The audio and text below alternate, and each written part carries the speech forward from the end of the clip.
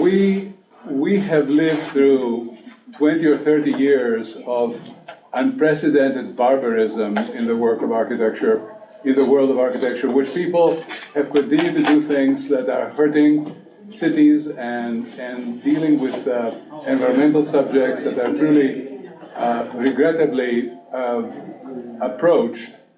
And nonetheless, through this rather dark age, there have been a number of people who, self-taught, have risen through this very strange universe that they have inhabited professionally, and began to do the right thing in getting us out of it. And one of them is Kjell Forshed, whom I have the great privilege to have as a speaker today. Kjell is a Swedish architect. For the ones of you who've not gone to visit Sweden, it's probably one of the 2 or 3 most civilized countries in the world, including from an architectural perspective, even during these difficult times that we're living. Kjell was self-taught as a traditionalist. He was not taught in the way he is practicing, and he is not taught in the way he's writing.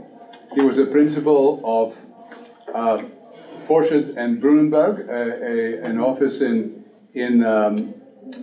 Stockholm for many decades, and his work in urbanism and housing is absolutely extraordinary in its quietness, in its profound character, in his interest in both human beings and the way they live in space, forms that come from afar and can be reused and reinterpreted, and in the way in which human beings engage both cities and the landscape. I have visited his work, I've met him personally. He's an extraordinary human being and a truly great quiet architect, and quiet architects are not very well accomplished. I'm sorry, they're not very well acknowledged in our society, but they're the true heroes probably of this age, in which they're trying very desperately to bring forth what matters, and in matters that can be communicated, and manners that can be emulated in the future.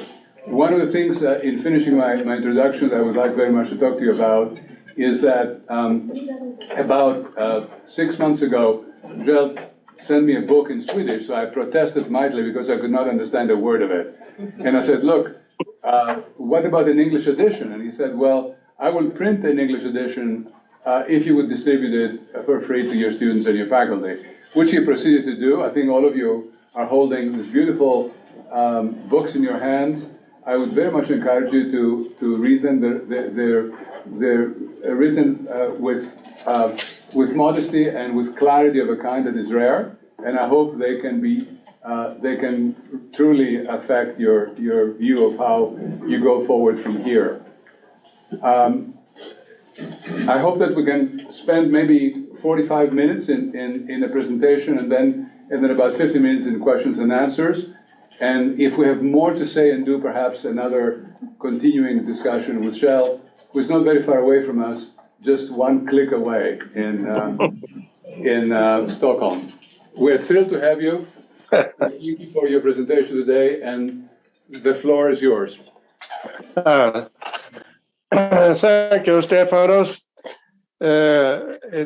It's a pleasure to be here and with you, and I really thank you for the invitation. Yes. Yes. And this is the title of my book, and in English and American it's Steady as You Go, just to be your formula, faithful to your formula. That will mean that you will just do the things you feel without listening to so many others. Just listen to yourselves, your most inner feelings. And if you design like that, you will be happy, and you will be designing all your life, as I am doing now. I'm 80 years, but I really like to design. So that's the first picture. Let's take the next one, please. Okay. Is that? Yes, this scheme was what I was taught to do as a pupil in the Royal Architecture School at Stockholm in the 1960s. And you can see everything is separated into special areas, parking and ways and housing and so on. And all, the traffic is separated in different types and so on. And people are going down into tunnels and so on. And, and this was a document you had to stick to. Otherwise, you couldn't have your plans through in the reality. So when I just started to work at a good firm, I just tried to do one projects in the what we called in Sweden the Million Program. We had to build 1 million apartments in 10 years from 1965 to 1975, just to get houses for people moving into the cities from the countryside. So we had to do like this, and you could have a good economy if you designed just 1,000 equal apartments in a very big project. So it could be industrialized and with no variations. And it was just like a mathematical problem to have all these functions to get together. So when I had done my first sketches, and I was very happy to have solved this mathematical problem. So I went home to my father and just showed him, and I wanted to show him how skillful I was. And when he saw my plans, he said, "Why are you deciding like that?" "Oh, yes, it must be so," I said. "No, I don't like it. It's ugly. Why are all the apartments equal and so on? Why can't you see the entrances? Well, why can't you look down in the bottom store and where are all the shops and so on?" "Yes, it must be this way," I told him. "I don't like it," he said anyhow. And I began to think that my arguments didn't work. So at last I said that the last argument was, "This is good because my professor says it is good." And he said, "I don't care about your professors. It's ugly now." So after this lesson in real life, I started to think I must design something I like myself, where I will live myself. And I will listen to my teachers, yes, but I must have a critical view of what they are teaching. So this was the beginning of my way in my working career. And I'm still working, and I have followed these principles. So I think it's a good way to stick to your inner feelings. And sometimes it's you have progress, and sometimes you will lose, and so on. But it doesn't matter. You can look in the mirror and see yourself in the mirror. So then next, please. You have it here or not? Yep. Next, you see the next picture. Uh-huh. Yeah. Yes. This is from a newspaper from 1969. When we were just producing these ugly houses all around Sweden, especially in Stockholm. And we were participating in a competition just to build something in the outskirts of Stockholm in this program. And it was a competition, and we thought we could do something much better than these 8 stories concrete slab houses. So we did something more low and dense and so on, that we didn't win, of course, because this was unrealized. Everybody thought so. We were very angry. We were young and architects, young and what do we say? Very active. So we went down to the city of Stockholm, to the center plaza called Sergels Torg, the very center of Stockholm. And it was a wall that was painted white every night. And you could just write down on this wall your inner feelings. And it was painted over every night. So we went down and just painted this picture you see. And you can see a man like a devil to the right. He is the chairman of the housing company that was going to build. And he was also the chairman of the city board. He was the most mighty important man in Stockholm at that time. He's just, you can see, taking ordinary person, just almost killing him. So we were very active here. Anyhow, after this night we went home and slept a little, and then we went back to the office. And when we came to the office in the afternoon, the atmosphere was not so good, because our chief was a very gentle man, Göran Kurman was his name, and he had been called up to this man you see on this picture, and he had lost every work for the city of Stockholm and every work for the building companies, the public building companies. So our office had nothing to do, and we were 30 persons. We had nothing to do. We couldn't understand that this little adventure had that effect, but I learned how to criticize perhaps better. But anyhow, you can take next picture, please. There were anyhow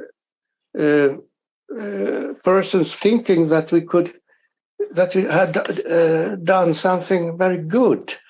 There were people, they thought that this million program with all these high rises, they didn't want to build it, but they had no alternative. It was just like a big river coming.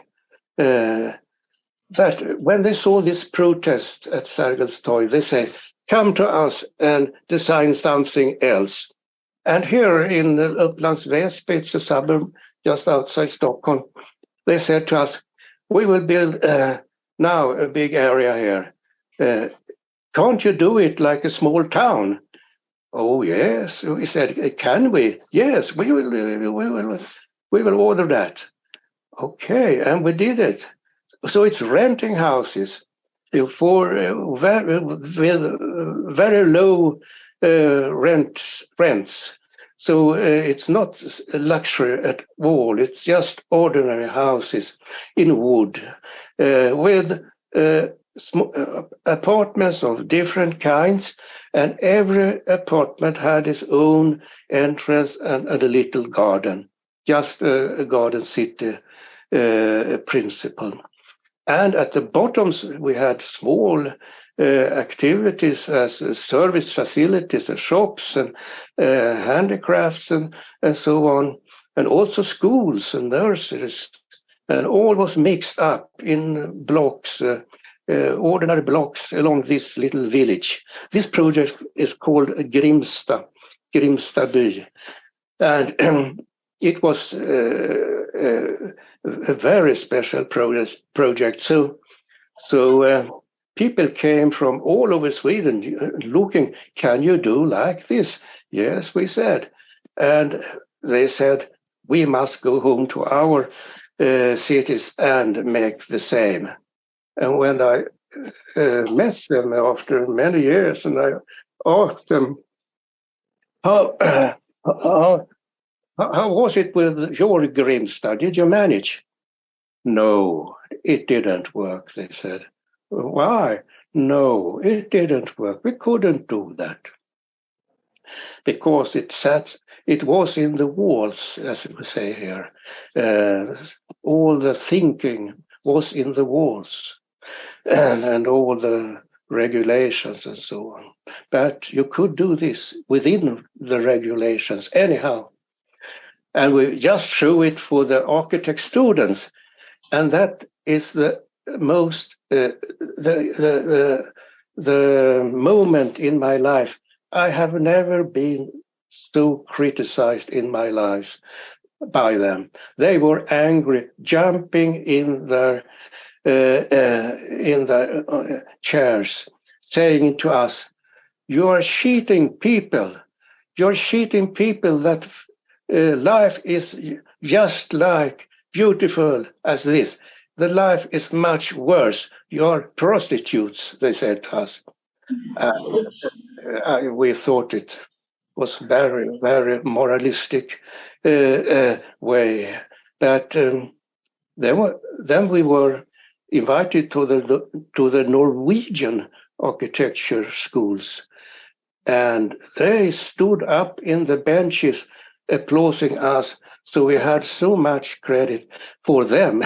So there are different schools in our world. And I hope Notre Dame is one of the good ones. I know it. Just promoting this form of thinking. Well, we can take next picture, please. So this was an eco, we say, as it was very famous, this project. So we could do something in the same scheme in other places. Here is a project from Visby, the island Gotland, if you know. It's very special, medieval town, Visby. And here is a project just outside the old city walls. And we had the same program. Renting houses, low-scaled mixture, and a little center here with a church and a library and shops and so on, and different types of houses. So we had broken a wall with this Grimsta by. And we can take next picture, please. You can see the milieu here. Small streets, pedestrian streets, also cars allowed to come here on the conditions of the pedestrians. And everything is very solid built. The island of Gotland is a limestone island. So it's just concrete blocks here too, and plaster with the limestone of Gotland, and also roofs. There are tiles of concrete. So everything is just from the island here, and much of greenery, of course. And we can take next one. This is early pictures just from the beginning, but you can see this small narrow streets for pedestrians or cars driving slowly. Well, we can take next picture. It's from our architectural review, architecture. And when this million program had broken into the wall, we say, was failed, was a big failure because the inhabitants didn't like it. They didn't move in at last. So the whole system was paralyzed. And at that time, other persons, contractors of different kinds, just used to make railways and motorways, and so they came into the picture and came into the housing industry. And they didn't like at all the architects. We are just they didn't understand what we were saying. And so they said, we don't need your works. We can do it ourselves. And this picture from the journal is just showing an exhibition house where these contractors had done their works. It was so ugly and so hopeless constructions and details. So I wrote an article about this problem, and I had such progress with this because it was so many architects and other persons in the industry thinking we must do something to this very, very bad building culture. So you can see next picture. We were invited to an exhibition in Karlskrona in the south part of Sweden, just at the Baltic. It is the old Navy city for the Navy of when Sweden were a superpower, and the Baltic Sea was in the middle of our empire. We just were in northern Germany, in Baltics and Finland and so on. We were empires at that time, and Karlskrona was thought to be the capital of Sweden. But anyhow, on these islands, there was an exhibition to just restore these old housing from the Navy, but also to make additions. And this is an addition I did, just with the aim to make better houses with better materials and better details without rising costs.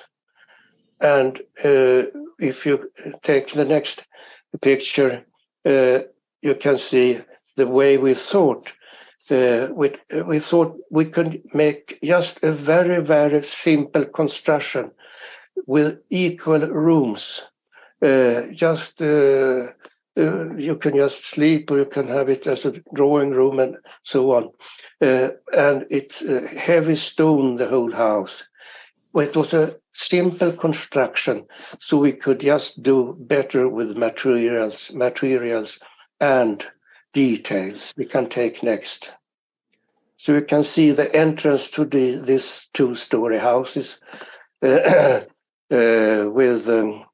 solid stone walls in light, we say light concrete. I don't know the English word. It's concrete with much of bubbles, air bubbles in it. So it is good isolation. And nice windows, and we have limestone at the entrance and so on. Granite and steps and all these things. And we managed to have it within the costs. And this was a very, very big something new. Uh, at the exhibition, it came so many persons, and they were saying, "Can they do something so nice here in this just forgotten little town in Sweden? We must do this at least the best standard at our homes."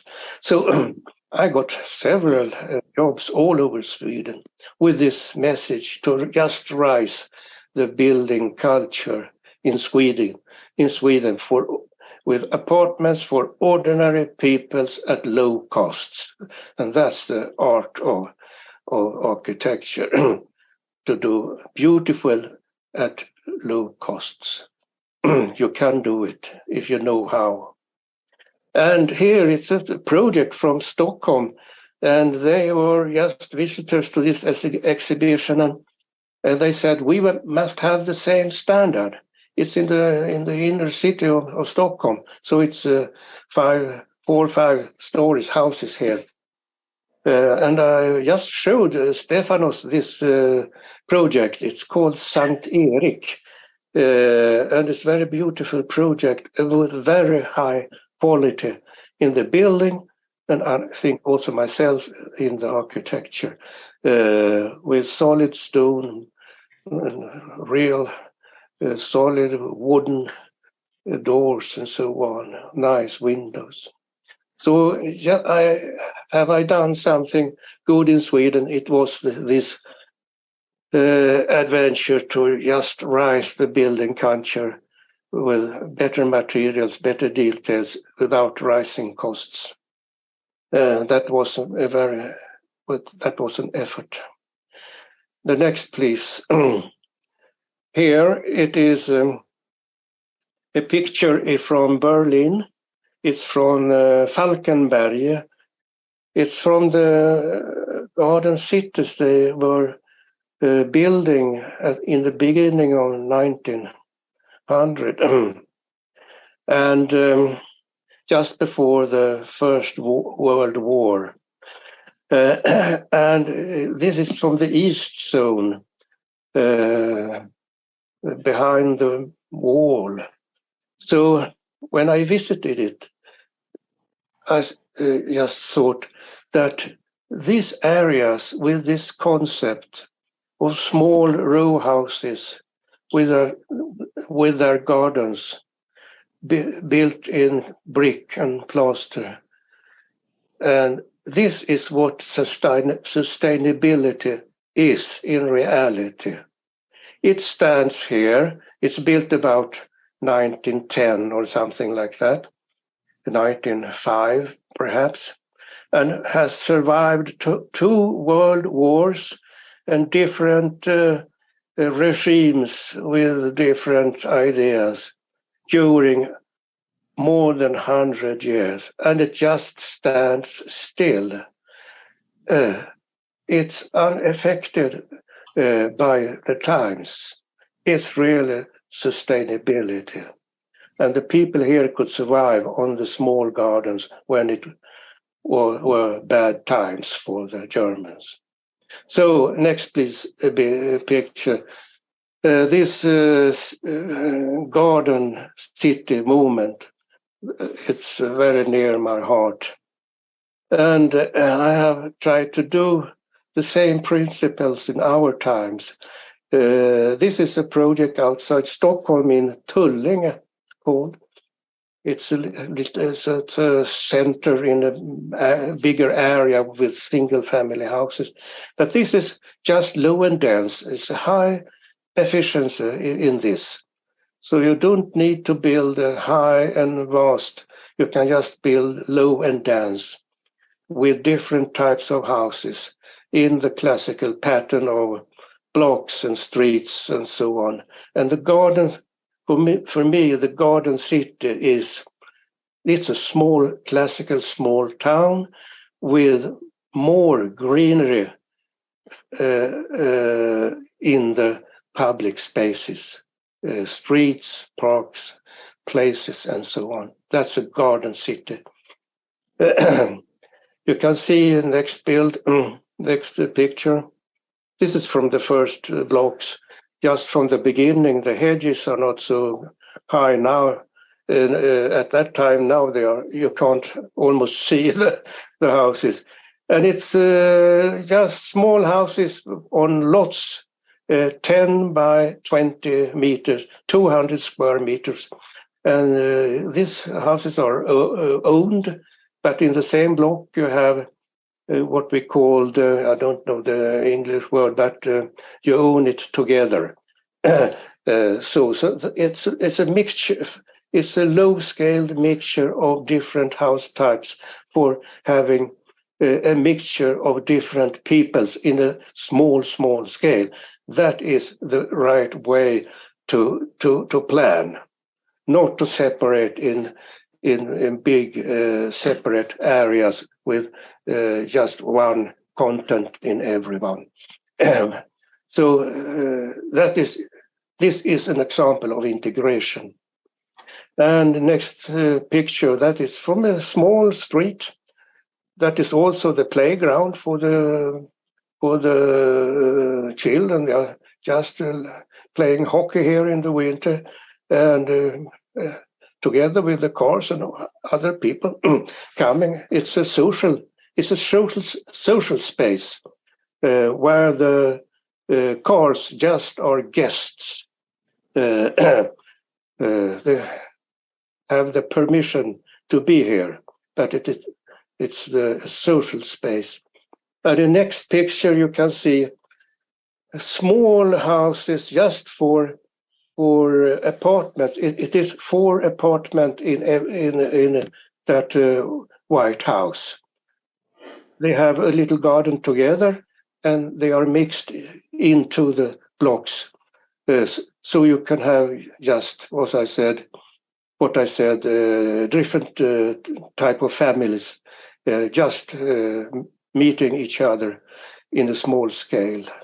Next, please.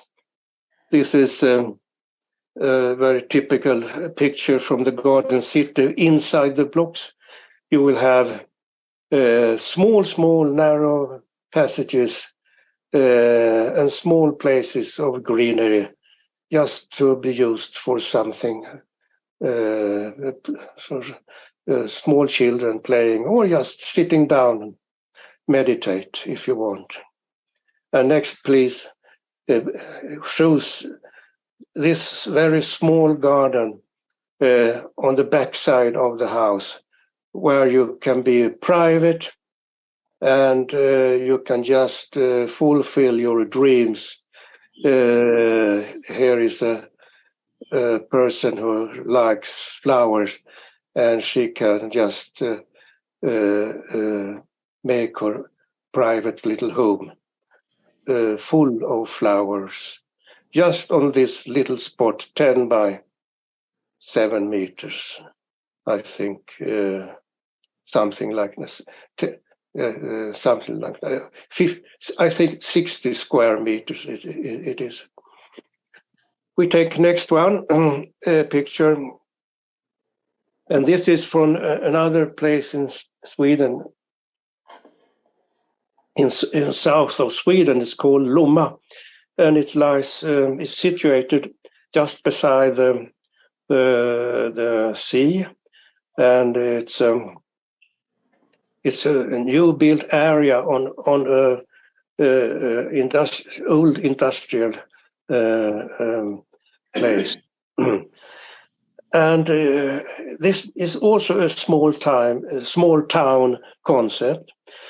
And this picture is from one of the streets just beside the harbor. To the right, you can't see it, but it's just to the right.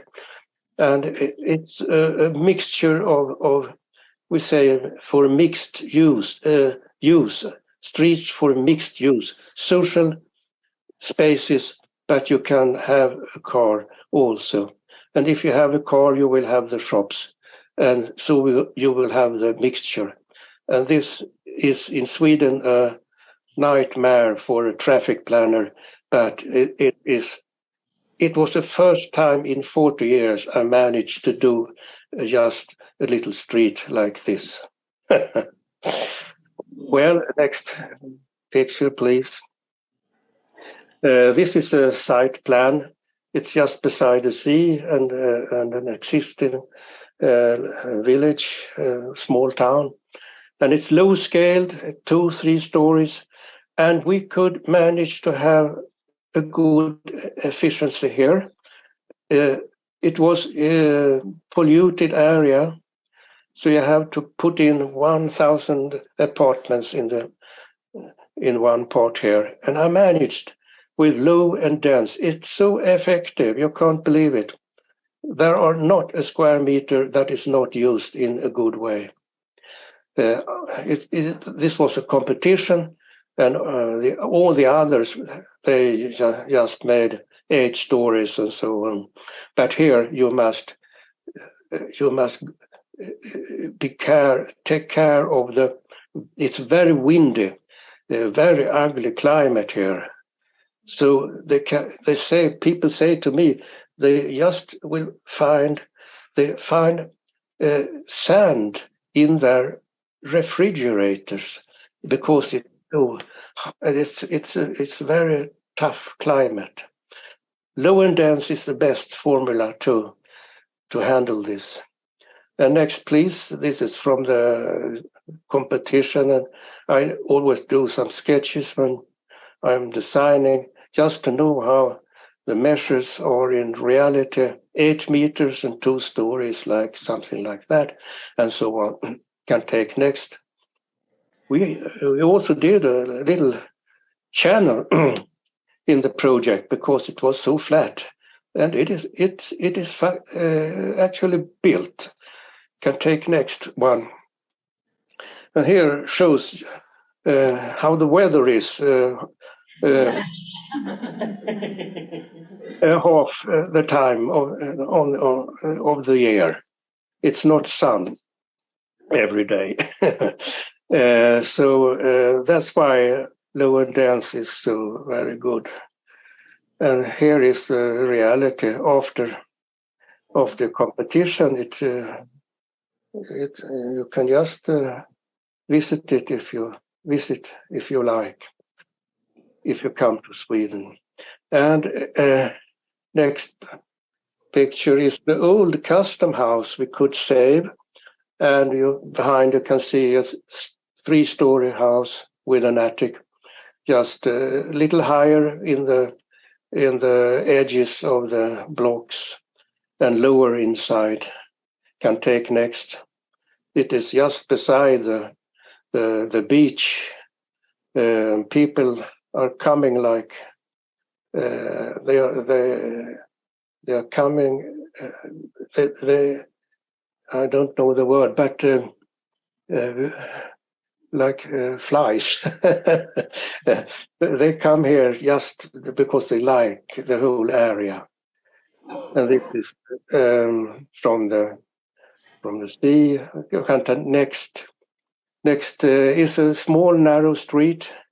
It's a small town. This is not a garden city. It's small town. I make a difference between these two types because houses are standing without greenery towards the narrow streets. You can take next. And if you do something that is very beautiful and fine and people like it and comes, you will also have the shops. And here you can see they are coming. They don't want to come to ugly places where people don't arrive. We can take next. It's from the construction. I said in the program that it must be colors in we must have color in every house. And we had a palette of colors. And this project is from another architect firm. They did it on the gables. I think that's a good idea because you often just see the gables when you go in the streets. You can take next. It's also from we called row houses with different colors. We can take next. In the center at the bridge is the center point and with a library. I have done the city plan. I have done some houses, but it's mostly other people, other architects making houses. And here it's a new built bridge over the little river with persons going out to the sea. And I think when I look at their dresses, I think they are inspired by the colors of the houses, I think myself. Perhaps they are they are happy anyhow. Now I want to tell you something about a small town project not far from my own house. It is called Mariefred and is lying just beside the lake Mälaren. It's a very big lake we have here from Stockholm and down into the country. It's a wooden small town with houses from many ages. And we had to, next picture here, we had to do a new addition, the brown part on the old sport field that moved away. And we have to add it to the historical center, that is the light brown district. And you can see some very important buildings, the church to the right, and in the middle, a big castle from the Vasa area, Gustav Vasa, an old castle, and also a farm building for the king's cows to the left. They are special buildings that influenced our structure a bit. We can take next. And we said that Mariefred is the name of the little town. We said the new one must be more Mariefred in Mariefred. We must make the same principle. We must take the same principles as they have done the old city, but handle it in a modern way, of course, with all our functions of today. So this is the structure: small blocks, houses in the border to the streets, and the pattern of streets of various size, and so on, and public spaces, and looking out over the city and the church and the castle and the big barn. I can take next. And we also have a mixture of cafes and so on. It's a two-story project with attics and a mixture, not much, but anyhow a bit. This with service facilities. We can take next. This is a small street. It's just 6 meters wide, and with different housing types in the borders of the blocks. And next, it's very simple houses. We don't make so much. We don't scream so much about this. It must be nice. That is the task, to make it nice. You can make it in a simple way. Ordinary windows and ordinary panels and so on. And you must have good colors. And we have many colors here, and every color is speaking to each other. they don't argue with each other. They are friends. Can take next. That's in another picture. We can take next Green Gable.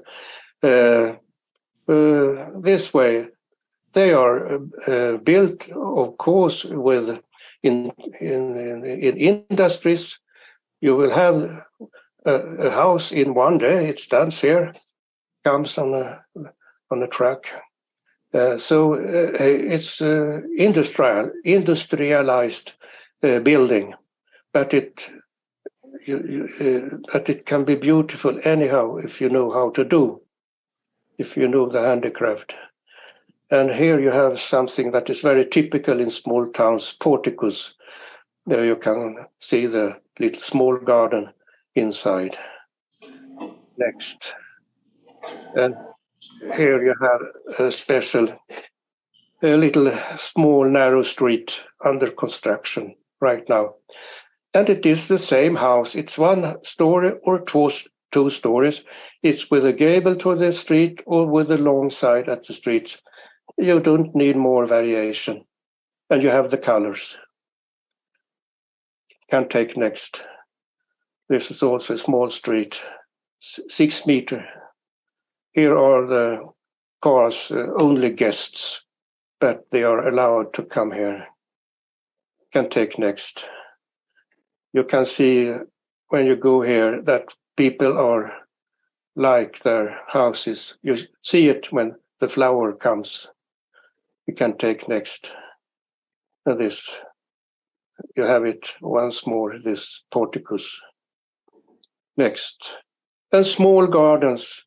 Ordinary modern people can't manage so big gardens. They have to do themselves.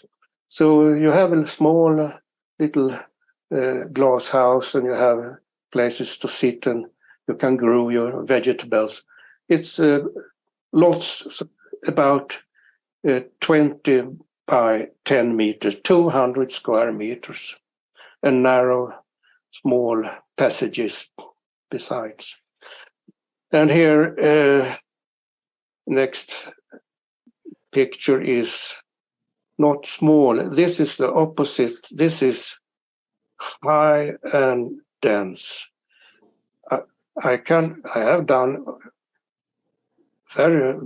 various projects through the years, but I like to make it sometimes low and dense, high and so on.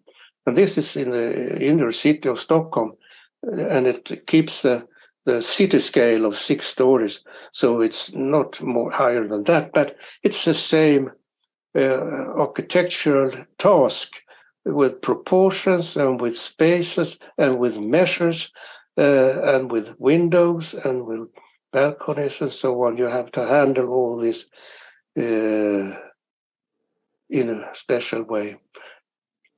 And this is also from the inner quarters of Stockholm.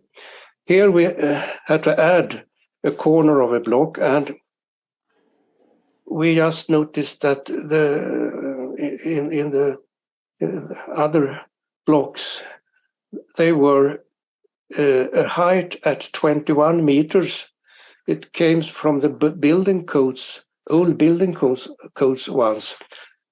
So we tried to keep it on 21 meters to that, and the lots are about 25 to 30 meters width to the street. So we kept this scale too, and new houses. So we got it to, we put down new houses with the same principles as the whole Stockholm is built the last 100 years, 150 years. So you can see a little balcony on the edge, like a crown. It is just, we call it a princess balcony, because the neighbor is a huge hotel, dark and in glass. So we we made that balcony as the princess balcony to the very big dragon to the left. And it was also a greeting to the architect that likes the very sharp corners and so on. Okay, we take next. In this project, we had the opportunity to make just a good detailing with porticos, with ironworks and so on. We can take next. This is not so. In every project, we are not allowed to make this. Here is the next picture is this little princess balcony. And we are almost finished right now. But this is from the Mariefred, not far from me. I live in a farm nowadays outside Stockholm, and I can build a new house every year as a prototype, where I can just make new experiments to see how houses can be built in a very simple way, but with beauty and to low costs. So I built one of these houses for my father once, more than 15 years ago, and Stefanos, who has visited my place here, he has seen it, and also he met my father when he was still alive, at the age of 98, I think he was. So he was very old man. But these prototypes, anyhow, I can use then in various projects for building companies.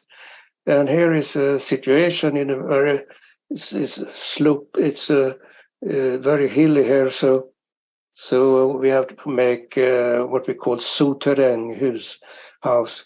So variation of this little module we have there. You can take next. This is projects lying on my table right now with garden cities all over Sweden. This is from Trosa. It's the same scheme with patterns and low houses, different types and so on. And always a center. In the garden city, the center space is a park. It's not a square, it's a park, a green space, what the Englishmen called a village green, they say. We can take the next one. It's another one, just examples on what I'm working with right now. And this is in the south of Stockholm. I got a book an old book written by Thomas Sharp. I don't know if you know him, but it's called Present and Past. It is English villages with wonderful patterns of urban design. They are old, but they are so wonderful that it inspired me just to make this structure with streets that are not parallel, always with different angles and so on. And all the houses are in front of the streets with deep backyards to grow vegetables in. So this is also a project. I hope it will be something from this. And next picture is, I think, the last one. And it's from my place, my little place in the countryside. It's from the stable and so on. You can't see the dwelling houses here. But this is a new house. As I said, I build a new house every year as a prototype to just make experiences. and it's built now. Picture is taken some year ago. So I want to build myself because I learn so much from this process, so I can understand how to do it simple and how to do it beautiful with simple methods, but with solid constructions. And it is the cheapest way we can build houses in long term. It is sustainability in my world. So this was the last picture, and we end there. I will thank you for listening during an hour. So thank you very much.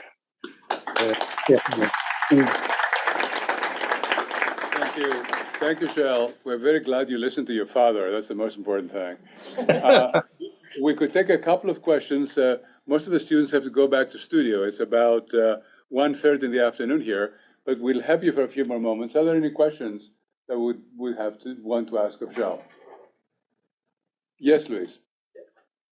Can you tell us about the cost of these houses relative to other projects? I mean, comment on the cost. Yes, it is about my father's house was 70 square meters for him and 70 square meters on the attic. That was a storage, but a possibility to make rooms in. And it costed 2 million crowns here at that time. And the house you saw on the last picture, it is 100 square meters, and it costed 3 million crowns. Somebody has a calculator? I can see Marianne. Thank you. Any other questions? How much was I saw on a lot of houses a lot of wood siding. Was that very expensive, or was that readily available? Oh, that's the cheapest material we can have. Question. In the projects where you have served as the master planner but not the architect of the majority of the buildings, what sort of regulations or plans have you put in place to keep the architecture safe? Oh yes, that's a very good question. We have an instrument we call the detail plan here in Sweden in our system. And it is formalized. It's the only plan that are in the democratic process where people can say and have arguments and so on. It's the only opportunity when the public can have an opinion about the public. So that detailed plan is very, very important. And it is a long process to have it through all the authorities, democratic authorities. And when we have it in place, and you do it in a very wise, good way, it's the guarantee for having the basic principles of the architecture on place. But how do you deal with other architects, Kjell? How do you deal with other architects? How do other architects other than you get to do this work? How other architects are what? How do they do this work on these towns? The detailed plans, you mean? Yes. No. After. After the detailed plan is ready and decided by the commune and the authorities, you have to keep it. You have to keep to the rules in that plan.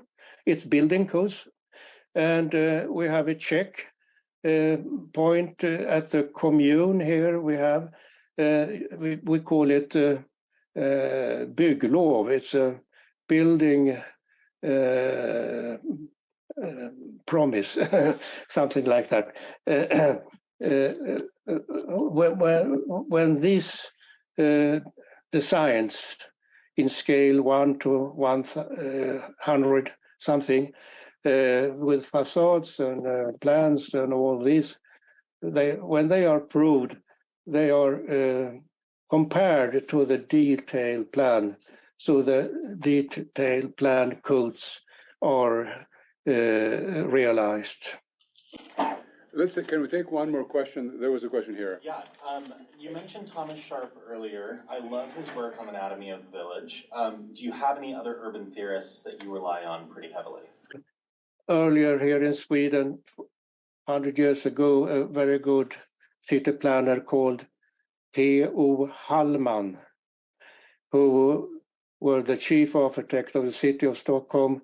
And Stefanos, you have visited some of his works when you were here, with houses from the 20s. He is something of förebild.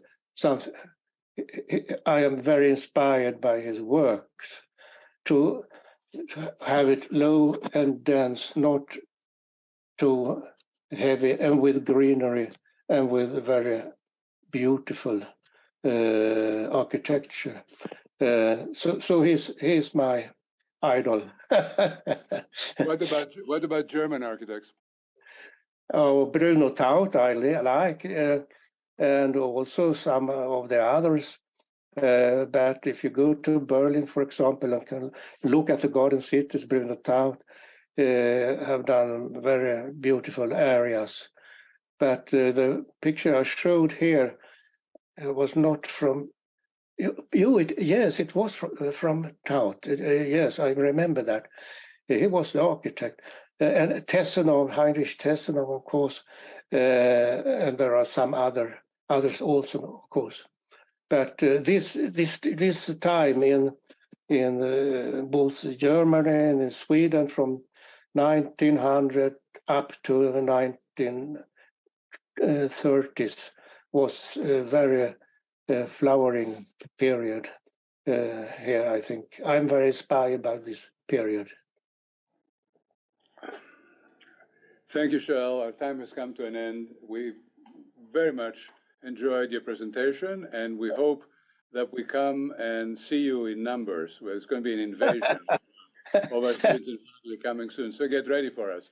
And maybe we'd love to see you come and teach you at some point soon. So keep drawing. Thank you all for being here, and we'll see you again soon in another colloquium coming up. I think we have 3 more this semester. Thank you again. Thank you very much, Stefan. I say, as a good father, that's an offer I can't refuse. Perfect. Till very soon.